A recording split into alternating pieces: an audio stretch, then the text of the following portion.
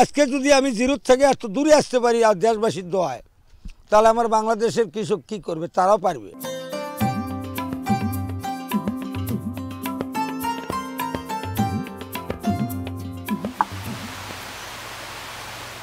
এক জমিতে একই সঙ্গে 10 প্রজাতির ফসল উৎপাদন করে কোটিপতি কৃষক আমির হোসেন। সাথী ফসল হিসাবে উপরে মাচা, নিচে এবং জমিরাইলে সিম, পেঁপে, হলুদ, কলা, মাল্টা ও কমলা সহ 10 প্রজাতির ফসল চাষ করছেন তিনি।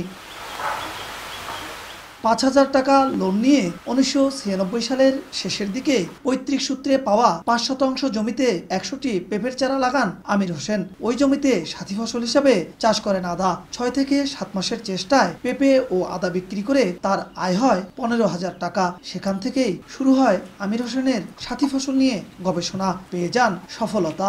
এখন নিজের বসতবাড়ির চারপাশে বর্গাসহ মোট 16 বিঘা জমিতে বিভিন্ন ধরনের সবজি চাষ করে মডেল হয়ে দাঁড়িয়েছে কৃষকদের কাছে। এই সফলতায় জাতীয় কৃষি পদক সহ বিভিন্ন সময়ে পেয়েছেন নানা পুরস্কার ও সম্মাননা।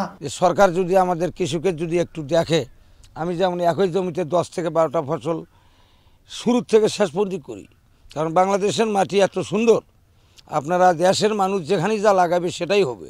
শুধুমাত্র একটু আপনারা অবসর সময়ের মাধ্যমে গাছগুলো করে পানি দেওয়া, যত্ন করা যদি এই করে, তো যতটুকু জমি আমার বাংলাদেশে আছে আমরা বিশ্বকে হার মানিয়ে দেব আমাদের বাংলাদেশ।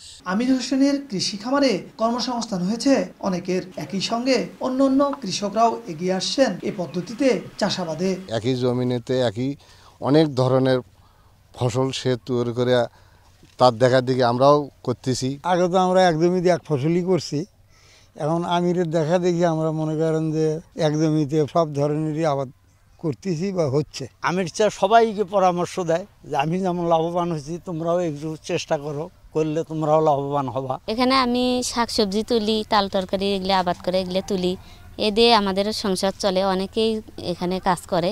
জেলা কৃষি বিভাগ সকল ধরনের সহযোগিতা নিয়ে আমির হোসেনের পাশে আছেন বলে জানান কৃষি কর্মকর্তা। তার ব্যক্তিগত জমির পরিমাণ খুবই কম, কিন্তু তার আধুনিকতা এবং বুদ্ধিমত্তা দিয়ে তিনি তার অল্প জমিতে অধিক ফসল ফলাচ্ছেন।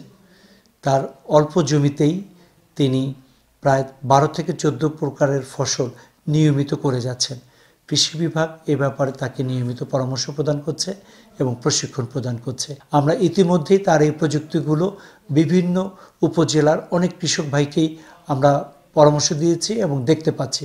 গাইবান্ধার সাগাটার পুটিমারি গ্রামের কৃষক আমির হোসেন খরচ বাদে এখন প্রতি বছর 10 থেকে 15 লাখ টাকা আয় করছেন। বিপ্লব ইসলাম, সময় সংবাদ, গাইবান্ধা।